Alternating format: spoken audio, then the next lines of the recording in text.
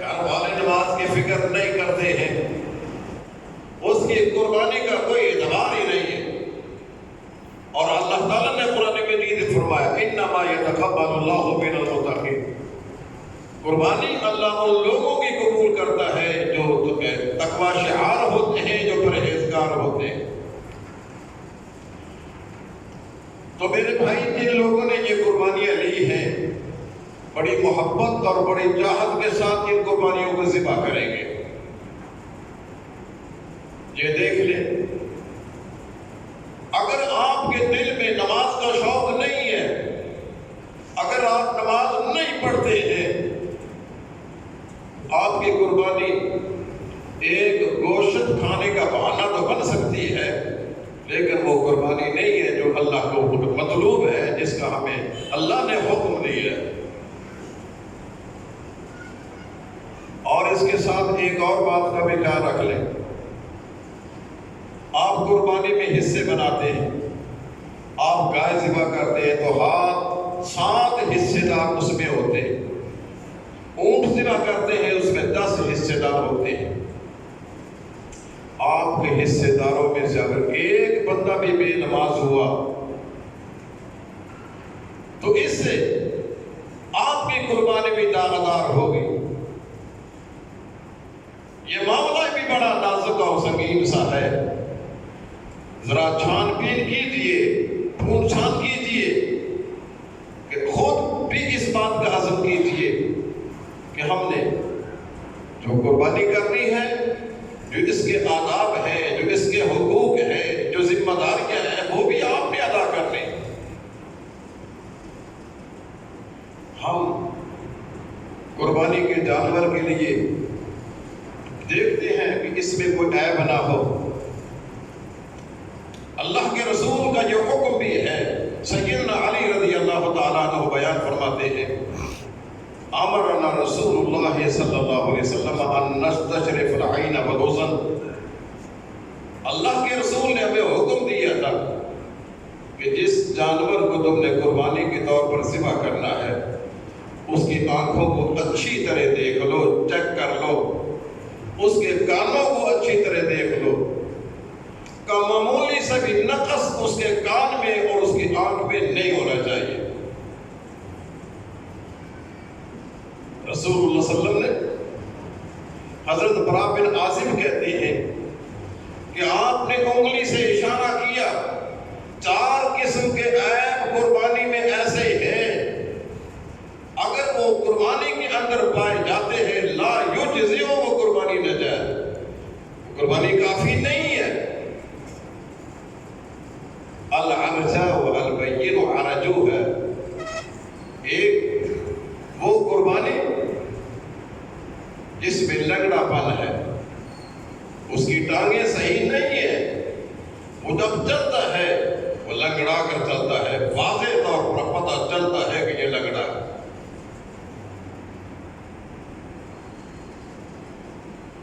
العوراء البین عور ہے،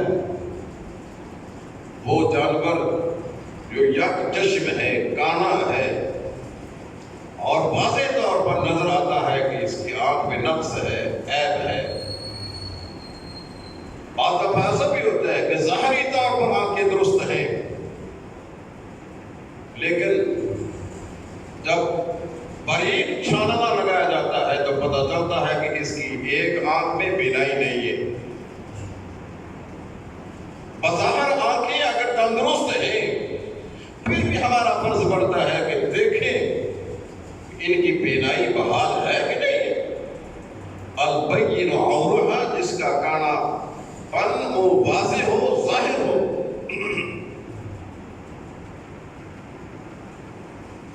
المریض البین مرض ہے، بیمار جس کی بیماری واضح ہے، وہ بھی قربانی میں نہیں لگتا ہے۔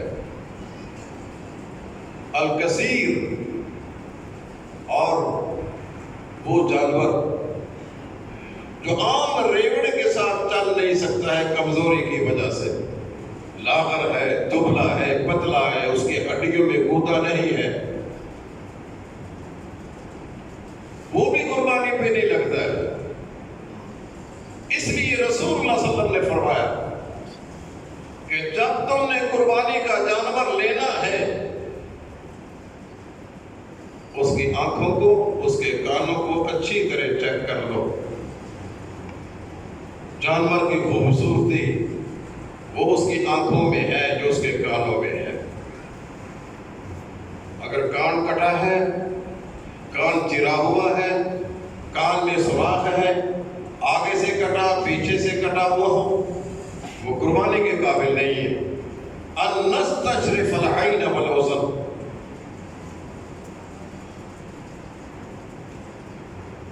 جب ہم ان عیبوں کو تلاش کرتے ہیں، چیک کرتے ہیں، اس کے ساتھ ساتھ تم اپنی بھی چیکنگ کر لیا کرو کہ میرے اندر کون سے ایسے عیب ہیں کہ یہ قربانی جو عیوب سے پاک ہے وہ میرے عیبوں کی وجہ سے اللہ کے ہاں وہ قبول نہیں ہوگی۔ اپنی عیوب کو تلاش کرنا، اپنے عیوب پر نظر رکھنا، اگر کوئی عیب ہے ہمارے اندر اس کی اصلاح کرنا انتہائی ضروری ہے۔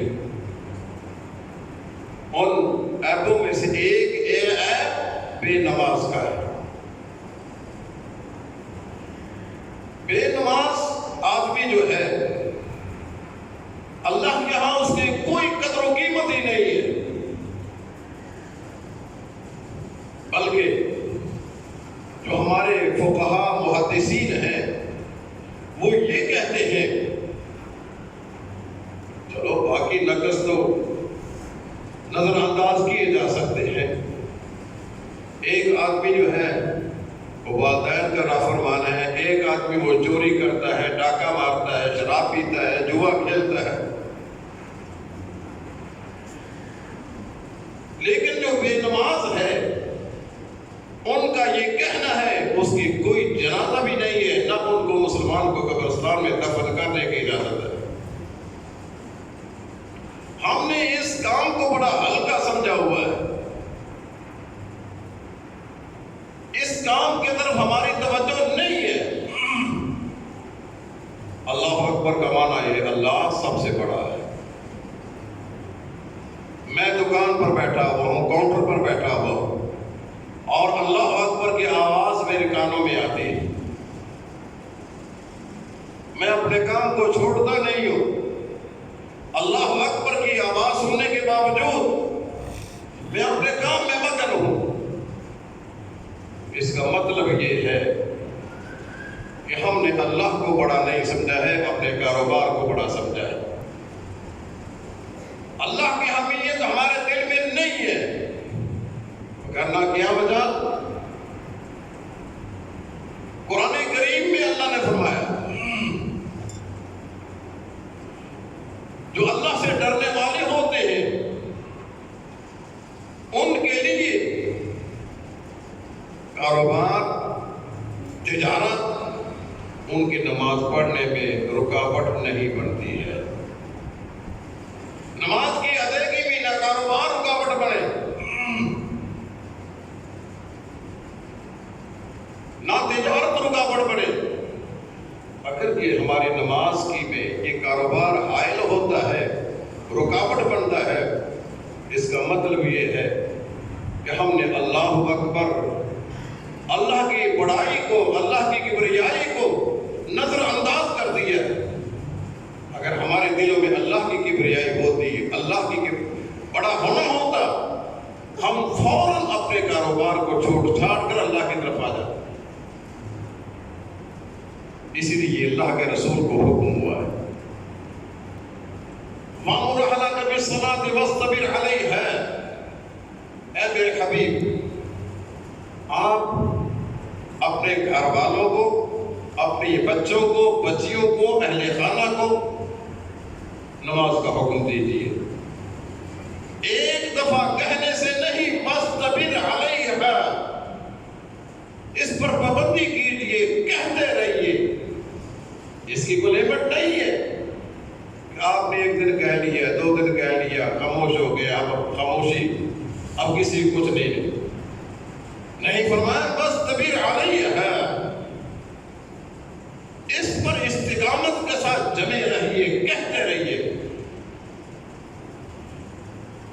باقی رہا رزق کا معاملہ، کمائی کا معاملہ، ان کے مستقبل کا معاملہ، ان کے پیٹ کا معاملہ، لا نسألک رزقا، ہمارا سوال آپ سے رزق کے بارے میں نہیں ہوگا۔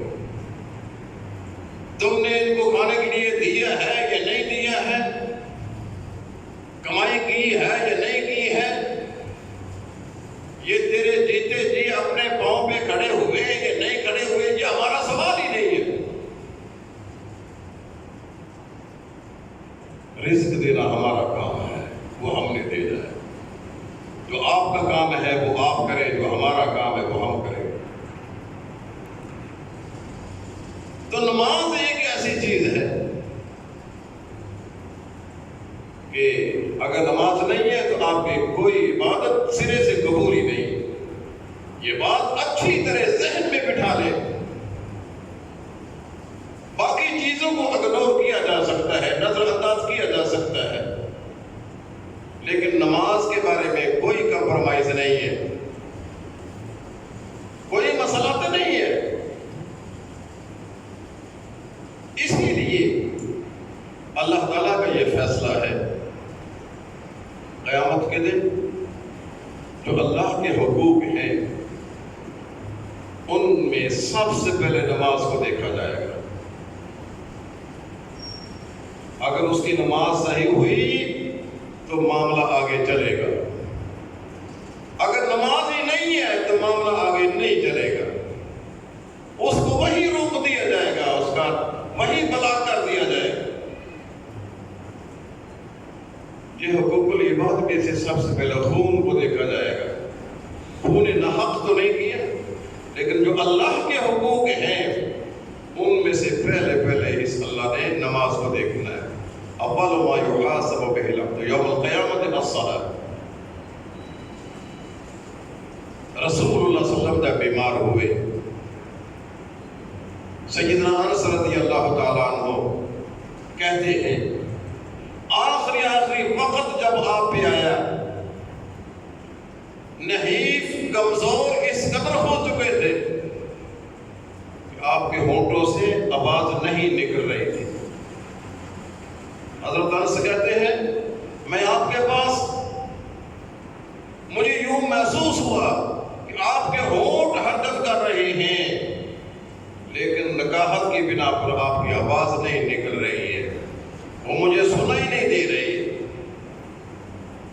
میں نے جب کان لگا کر آپ کے ہونٹوں کے پاس آپ کی آواز کو سنا تو آپ دھیرے دھیرے آہستہ آہستہ کہہ رہے الصلاۃ وما ملکت ایمانکم۔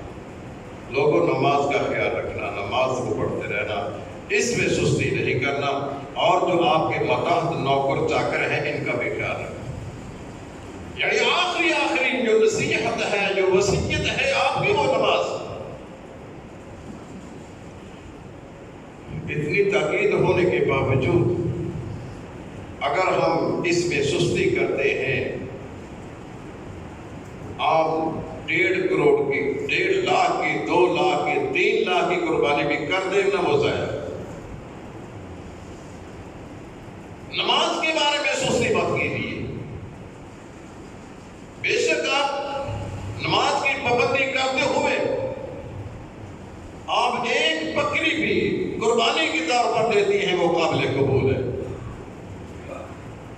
اگر نماز میں آپ نے سستی کی ہے، نہیں پڑھتے ہیں، آپ لاکھوں کی قربانی بھی دے دیں، وہ قابل قبول نہیں ہے۔ صحابہ کرام یہ کہتے تھے کہ کفر اور اسلام کے حدوں کو ملانے والی چیز کیا ہے؟ وہ نماز کو چھوڑ دینا ہے۔ اگر کوئی انسان نماز کو چھوڑ دیتا ہے وہ کفر سے جا ملتا ہے، اگر کوئی نماز کی پابندی کرتا ہے تو وہ اسلام سے آ ملتا ہے۔ ان حدوں کو ملانے والی چیز وہ صرف ترک الصلاۃ، وہ نماز کو چھوڑ دینا ہے۔ قرآن کریم کے انداز اور اسلوب کو دیکھیے۔ اللہ تعالیٰ جنت میں وہ ایسا نظام قائم کریں گے کہ اہل جنت اہل جہنم سے رابطہ کریں گے. یہ آج ہم بھی لاکھوں میل کی مسافت پر انسان بیٹھا ہوتا ہے، اس موبائل کے ذریعے نیٹ کے ذریعے ہم اس سے رابطہ کر لیتے ہیں. اللہ تعالیٰ کے لیے تو کوئی مشکل ہی نہیں ہوگا. یہ جنت والے جب اہل جہنم سے رابطہ کریں گے تو ان سے پوچھیں گے ما سالککم فی سقر، بھائی تمہیں اس سقر نامی جہنم کا ایک بہت ہی سنگین گڑھا ہے، اس سقر میں تمہیں کس چیز نے ڈال دیا؟ تم آپ میرے ہمسائے پارٹنر گھر میں رہنے والے اب جہنم میں سلگتے ہو چلتے ہو. ما سالککم فی سقر، اس سقر نامی جہنم میں تمہیں کس نے پھینک دیا ہے؟ وہ کیا وجہ تھا؟ تمہارے اندر کیا خرابی تھی، کیا نقص تھا جس کی بنا پر تمہارا مقدر یہ جہنم بنی ہے؟ ہم تو باغ و بہار میں ہیں، اللہ تعالیٰ نے ہم پر بڑی عنایات کی ہیں، بہت مہربانی کی ہے. اورثنا الارض التي، اللہ نے سرزمین کا ہمیں مالک بنایا. تمہیں کس مصیبت نے یہاں ڈال دیا ہے؟ ان کے اور بھی جرائم ہوں گے جو وہاں بیان کریں گے. پہلا جرم جس کا وہ اعتراف کریں گے، لم نکو من المصلین، ہم نمازی نہیں تھے، نماز نہیں پڑھا کر. پہلا جرم وہ نماز کا نہ پڑھنا. یہ دیکھ لیں آپ، اگر آپ کی ہڈی پسلی اتنی ہے کہ آپ اللہ کے عذاب کو سہ سکتے ہیں، جھیل سکتے ہیں، تو بھلے آپ نماز میں سستی کرتے رہیں. اگر ہماری ہڈی پسلی بھی اتنی طاقت نہیں ہے، ہم یہ دیا سلائی کی ایک تیلی جب اس کو جلایا جاتا ہے، ہم اس کے اوپر اپنی انگلی نہیں رکھ سکتے. یہ پتہ ہے آپ کو؟ اللہ تعالیٰ نے جہنم کی آگ کو 70 مرتبہ پانی سے دھویا ہے، ہلکا کیا ہے اس کی تپش کو، اس کی حدت کو، اس کی شدت کو. تب جا کر یہ آگ ہمارے استعمال کے قابل ہے. جہنم کی آگ کو 70 دفعہ پانی سے ہلکا کیا گیا، ٹھنڈا کیا گیا ہے، اور تب جا کر یہ دنیا کی آگ وجود میں آئی ہے. اور ہم نے دنیا کی آگ کو دیکھا 1 منٹ میں لوہے کو پانی بنا دیتی ہے. وہ آگ جو لوہے کو پانی بنا دینے والی ہے، اس کو تو ایک طرف رکھ دیا. یہ معمولی سی آگ جو دیا سلائی کی ایک تیلی میں ہوتے ہیں، ہم تو اس کو برداشت نہیں کر سکتے، ہماری چیخیں نکل جاتی ہیں. میرے بھائیو، وہ جہنم کی آگ، اس کو برداشت کرنا یہ کتنی بڑی حوصلے کی بات ہے، جگر گردے کی بات ہے کہ ہم دیکھتے ہوئے، جانتے ہوئے، بوجھتے ہوئے اس نماز کی طرف نہیں آتے ہیں، نماز کی پابندی نہیں کرتے ہیں. باوجود اس کے ہمیں پتہ ہے اس کی سزا کیا ہے. سیدہ عائشہ رضی اللہ تعالی عنہا قربان جائے ان کی تقویٰ اور طہارت پہ، ایک دن قرآن پاک کی تلاوت کرتے کرتے رونے لگی ہیں. رسول اللہ صلی اللہ علیہ وسلم نے پوچھا، عائشہ تم کیوں روتی ہو؟ میں نے تمہارے اخراجات اور تمہارے ساتھ جو معاشرتی تعلقات ہیں، میں نے اس میں کبھی نہیں کیے، میں اس کو ادا کرتا ہوں، پھر رونا کس بات کا ہے؟ سیدہ عائشہ کہتی یا رسول اللہ، مجھے رونا اس لیے نہیں آ رہا کہ آپ ہمارے ساتھ کمی کرتے، اخراجات کے سلسلہ میں ہمارے حقوق کی ادائیگی نہیں کرتے. میرا رونا اس لیے نہیں ہے یا رسول اللہ، میں نے قرآن پاک کی تلاوت کرتے کرتے ایک جگہ پہ آئے جہاں اللہ نے جہنم کا ذکر کیا. فرمایا کلما ناضجت جلودهم بدلناهم جلودا غیرها لیذوقوا العذاب. سیدہ عائشہ فرماتی ہے یا رسول اللہ، جب اس آیت پر پہنچے کہ جب جہنم کے اندر پڑے ہوئے لوگ ان کے چمڑے جل جائیں گے، اللہ ان چمڑوں کو جلا ہوا نہیں چھوڑے گا، ان کے جلے ہوئے چمڑوں کو الگ کر کے پھینک دے گا، وہاں تازہ چمڑا چڑھا دے گا. بدلناہم جلودا غیرها، کیوں؟ لیذوقوا العذاب، تاکہ عذاب کی سنگینی کو چکھے.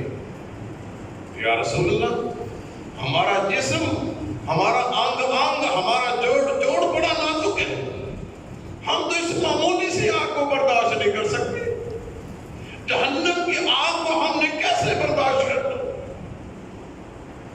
وہ تو اس آگ کا تصور کر کے وہ کانپ اٹھتے تھے.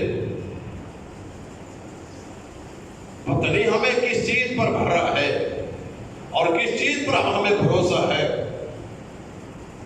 کہ ہم سننے کے باوجود، جاننے کے باوجود بڑے دھڑلے کے ساتھ، دلیری کے ساتھ اس نماز کو پامال کرتے ہیں. میرے بھائیوں، اس میں کوئی دو رائے نہیں ہے. آپ نے قربانی کرنی ہے، شوق سے کریں. اور جانور اس دور میں اتنا مہنگا ہے کہ عام آدمی کی قوت خرید سے باہر ہے. لیکن اس بات کا ضرور خیال رکھیے گا کہ آپ اپنی نماز کی ضرور فکر کریں. نماز اگر آپ کی پابندی سے ہے، ظاہر قسمت آپ کی قربانی بھی آپ کو راہ راست پر لائے گی. آپ کی قربانی آپ کے لیے ذریعہ نجات بنے گی. آپ کی قربانی اخروی زندگی میں آپ میں انقلاب لائے گی. تو اگر اس قربانی کے ساتھ نماز نہیں ہے، وہ قربانی خواہ کتنی ہی مہنگی کیوں نہ ہو، اللہ کے یہاں اس کی کوئی قدر و قیمت نہیں ہے. ہم کوشش کرتے ہیں، کرنی بھی چاہیے. اللہ کی راہ میں ہم نے جو جانور دینا ہے وہ صحت مند ہو، تندرست ہو، توانا ہو، موٹا تازہ ہو اور ہر قسم کے عیب سے پاک ہو. جو رسول اللہ صلی اللہ علیہ وسلم نے جن عیوب کی نشاندہی کی ہے، ان عیبوں سے اس کو پاک ہونا چاہیے. اور جانور کے عیب تلاش کرتے کرتے اپنے عیبوں پر بھی نظر رکھیے کہ ہم لوگ اگر جانوروں کے عیوب ہی تلاش کرتے رہے اور اپنے عیوب پر ہماری نظر نہ گئی تو ہم سے بڑھ کر کوئی بدقسمت نہیں ہوگا. اور سب سے بڑا عیب یہ ہے کہ ہم اتنی قیمتی قربانی خریدنے کے باوجود اپنی نماز کی فکر نہ کریں.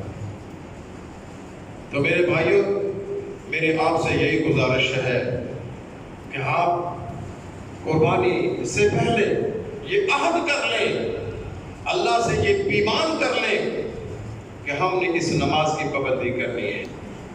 انسان خطا کا پتلا ہے، غلطیاں ہو جاتی ہیں، لیکن یہ کمی اور کوتاہی ایسی ہے جس پر کوئی کمپرومائز نہیں ہے، اس پر کوئی مصلحت نہیں ہو سکتی ہے، کوئی عذر قابل قبول نہیں ہے. یہ اللہ کا ہم پر سب سے بڑا امتحان ہے. وہ امتحان لیتا ہے کہ یہ میرا بندہ اپنے کاروبار کو پیارا سمجھتا ہے یا اللہ تعالیٰ کی کبریائی کو اچھا سمجھتا ہے. اللہ کی کبریائی پر کوئی چیز قربان نہ کرے. اگر آپ یہ چاہتے ہیں کہ ہماری قربانیاں ہمارے لیے مشعل راہ بنے، اللہ کے ہاں نجات کا ذریعہ بنے، تو آپ نے اس سے پہلے نماز کی پابندی کرنی ہے. وہ تو ابو بردہ بن نیار تھے نا، وہ عید کی نماز پڑھنے سے پہلے قربانی کر دی تو اللہ نے فرمایا یہ تیری قربانی نہیں ہے، یہ بکری گوشت کی بکری ہے. تو ہم اس نماز کی پرواہ کرتے ہی نہیں ہیں، قربانیاں کیے جاتے ہیں. عہد کیجئے، اللہ تعالیٰ سے عہد کیجئے کہ ہم اس نماز کی پابندی کریں، اس نماز میں سستی نہ کریں، خود بھی اور اپنے گھر والوں کو بھی سستی نہ کرنے دیں. یہ قربانی ہمیں یہ سبق دیتی ہے، لَن يَنَالَ اللَّهَ لُحُومُهَا وَلَا دِمَاؤُهَا وَلَا اللہ کو یہ قربانی کا گوشت نہیں پہنچتا ہے، قربانی کا خون نہیں پہنچتا ہے، وَلَٰكِنْ يَنَالُهُ التَّقْوَىٰ مِنْكُمْ، تمہارے دلوں کا ڈر، خوف، تقویٰ، پرہیزگاری اللہ کو پہنچتی ہے۔ اور اللہ کی نظر تمہاری خوبصورتی پر نہیں ہے، تمہارے خاندان پر نہیں ہے، قبیلے پر نہیں ہے، یہ کس برادری کا آدمی ہے، اللہ کی نظر تمہارے دلوں پر ہے۔ وَلَٰكِنْ يَنْظُرُ إِلَىٰ قُلُوبِكُمْ، اللہ یہ نہیں دیکھتا ہے یہ کالا ہے، گورا ہے، چٹا ہے، کس طرح کا ہے، اللہ یہ نہیں دیکھتا ہے یہ گنبو ہے، ارائی ہے، یہ کون ہے کون ہے، اللہ کی نظر تمہارے دلوں پر ہے۔ اپنے دلوں میں پاکیزگی پیدا کیجیے، طہارت پیدا کیجیے، اور یہ قربانی کا مقصد بھی یہی ہے، ہمارے دلوں میں پاکیزگی آ جائے، طہارت آ جائے، اللہ کا ڈر آ جائے، ہم اللہ سے ڈرتے ہوئے اس نماز کا اہتمام کریں۔ کوئی کاروبار، کوئی تجارت اور ہماری خرید و فروخت اس نماز میں رکاوٹ نہیں بننی چاہیے۔ اللہ تعالیٰ ہمیں عمل کی توفیق عطا فرمائے۔ وَأَقُولُ قَوْلِي هَٰذَا وَآخِرُ دَعْوَانَا الْحَمْدُ لِلَّهِ رَبِّ العالمين۔